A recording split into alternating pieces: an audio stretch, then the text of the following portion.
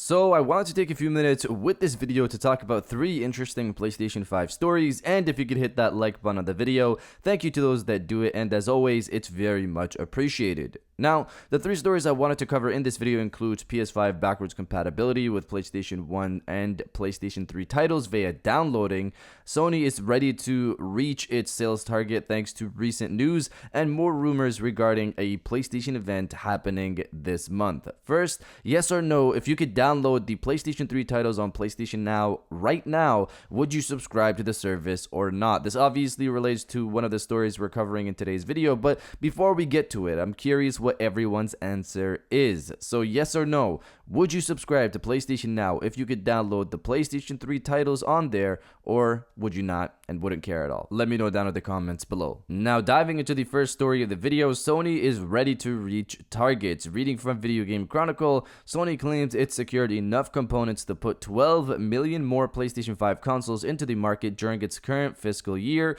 which ends March 31st, 2022. Speaking during a web call on Thursday, transcribed by Video Game Chronicle, CFO Hiroki Totoki claimed that Sony has secured enough semiconductors which have been in short supply during CV to achieve its fiscal year target of selling 14.8 million PlayStation 5s. The shortage of semiconductors has impacts in various areas, and through various measures we have been taking action, he said. For PlayStation 5, the target has been set for the number of units to be sold this year, and we have secured the number of chips that is necessary to achieve that. Regarding the supply of semiconductors, we are not concerned. The company recently claimed that PlayStation 5 had become Sony's fastest selling console after topping 10 million sales globally. The console hit that milestone on July 18th, about 8 months after its launch on November 12th, 2020. 7.8 million of those PlayStation 5s were recorded during Sony's previous fiscal year, meaning it has around 12 million of its current fiscal year target left to go. So this is good news to hear for those who don't have a PlayStation 5 yet. Sony has secured their sales goal for this year. I know I've seen you guys in the comments of most of my videos talking about not having a PlayStation 5, so hopefully this helps. One of the biggest issues we've had has been limited semiconductor supply due to CV, but Sony has bypassed that by securing what they need in order to reach their sales goal for this fiscal year ending March 30th, 2022. 12 million more PlayStation 5s are coming, and hopefully those who wanted a PlayStation 5 can secure one. Now, diving into the second story of the video, a PlayStation 5 event this month. So, a PlayStation 5 event has been rumored for this month, August, for a bit now at this point. There's more discussion on this, and we're going to cover that in a sec. We also had the recent rumor from Jeff Grubb that a PlayStation 5 event is set to happen in September as a way to let people know that Horizon 2 Forbidden West has been delayed to 2022. The idea there is to have the event, which Jeff Grubb doesn't know what exactly will be there, but that Sony will show off other games still set to come out this year to kind of take out the sting of Horizon 2 getting delayed to next year. Now, this delay hasn't been confirmed, but it's been backed by another source, Jason Schreier, who's a pretty solid source, of course, so we'll see how that turns out. In terms of the August event, reading from IB Times, rumors about the release window of the next PlayStation State of Play, as well as the release of the heavily anticipated PlayStation exclusive title, Horizon Forbidden West, are rife online. Over the weekend, Bloomberg's Jason Schreier reported that Sony will delay the release of Horizon Forbidden West to the first quarter of 2022, citing a person familiar with the matter. The video game journalist and insider said CV had caused production challenges and forced developers to work from home for months. Bloomberg's report aligns with what GamesBeat journalist Jeff Grubb said in the latest episode of the Grubb Snack series with Giant Bomb. The video games journalist mentioned that Aloy's next adventure might not happen until 2022. Grubb, however, said the potential delay was not confirmed. He also mentioned that Sony was preparing for its next state of play, which could happen in September. Grubb also noted that he was not certain if the upcoming PlayStation event next month would be a general event or one dedicated to Horizon Forbidden West. In July, industry insider Roberto Serrano shared on Twitter that the Sony event would happen in September.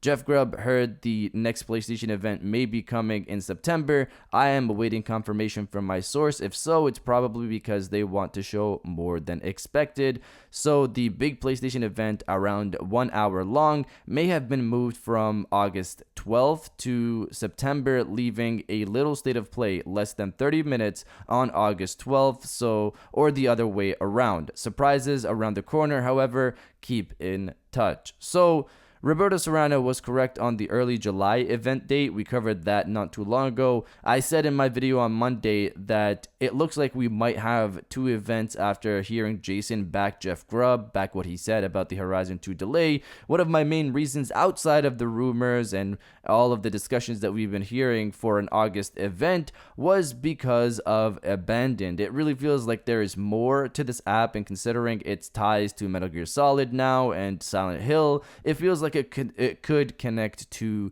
a possible event. That's all speculation on my part, though, that little Abandoned part of the story. But putting my speculation to the side, Roberto Serrano is now pushing for 2 events as well, one on August 12th and one in September, that lines up with what Jeff Grubb said for the September event part of this. So let's see how that plays out. And also, don't forget, Sony has also stated themselves that updates to God of War, Horizon 2, and PlayStation VR 2 are coming before the summer is out. So let's see how that plays out as well. But you guys let me know if you think the big event is in August or September. Let me know down in the comments below. Now, diving into the final story of the video, full PlayStation 5 backwards compatibility. So full PlayStation 5 backwards compatibility has been in discussion for a long time now, since before the launch of the PlayStation 5 itself. Sony has had several patents that hinted to emulation, CPU ID spoofing, which convinces the software that it's being played on its original hardware, even though it's actually not,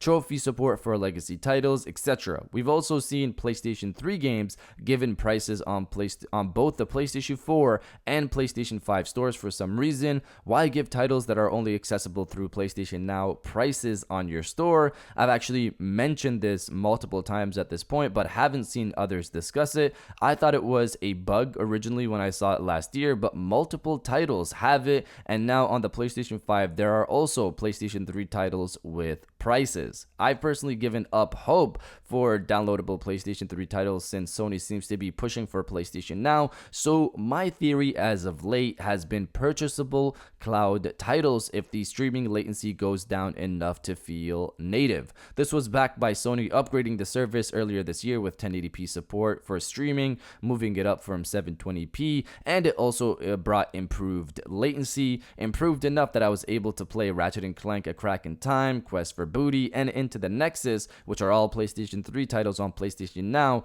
just fine before the launch of Ratchet & Clank Rift Apart on PlayStation 5. Sony also had a patent out not too long ago for edge node computing that is directed at improving latency for streaming. So with all of this, it seemed like Sony would be going the full cloud streaming path, but we have Hip Hop Gamer back again pushing for PlayStation 3 and PlayStation 1 backwards compatibility on PlayStation 5 via the PlayStation 2 Classics path. I know how people feel about Hip Hop Gamer, but let's talk about this for a sec. So in his latest video, he mentions that PlayStation 3 and PlayStation 1 titles are going to be downloadable on PlayStation 5 via PlayStation 4 authoring like PlayStation 2 Classics. He also mentions that they're coming to PlayStation Now, and by the way he says it, or how he says it, it seems to be a PlayStation Now only thing. Not sure how people are going to feel about that. He also mentions that developers from the PC, PlayStation 3, PlayStation 1 emulation side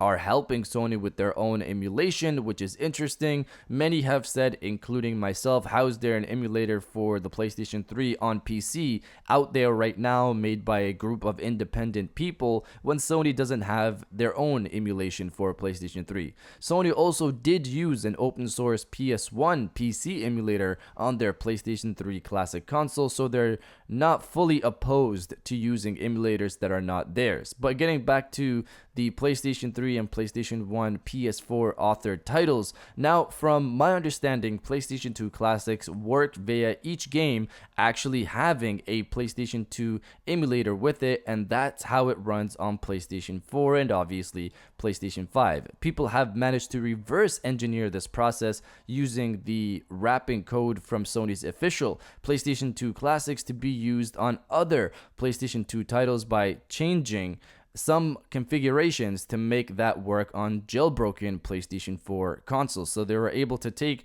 what Sony has already done with PlayStation 2 classics, took the wrapped code around the original PlayStation 2 code and where the emulator also lies, and put that on other PlayStation 2 titles. So if this is the process for PlayStation 3 and PlayStation 1 titles, that would still mean that Sony would have to have a PlayStation 3 and PlayStation 1 emulator packaged with each title. I personally think that the PlayStation 5 is more than capable of running a PlayStation 3 emulator. It's just a matter of if Sony thinks it's worth their time. But based off what Hip Hop Gamer is saying, Sony is getting outside help from those PC PlayStation emulation developers. Besides that, Sony has stated that they have their own cloud strategy for PlayStation Now that's unique to PlayStation, and bringing back the huge PlayStation 3, PlayStation 2, and PlayStation 1 exclusive backlog on PlayStation 5 is the biggest unique factor for PlayStation in my opinion. Their games are why people come to PlayStation. Maybe PlayStation 2 classics weren't as profitable,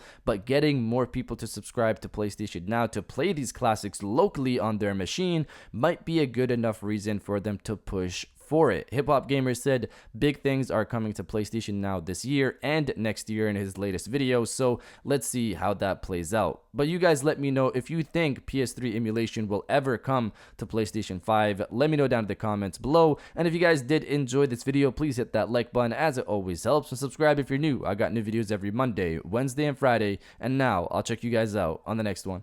And welcome back to the after show. This is the part of the video where we have a little fun down in the comments below. If you're old, welcome back. If you're new, welcome. For today's thing, what I want you guys to do is to body, obliterate, destroy, and overall harass the comment section with "We need the reveals." If you're one of the people like myself who's waiting for that big PlayStation 5 event, destroy the comment section with "We need the reveals," and I'll definitely heart those comments like I always do because I appreciate everybody who stays to the end of my videos. And now I'll check you guys out on the next one.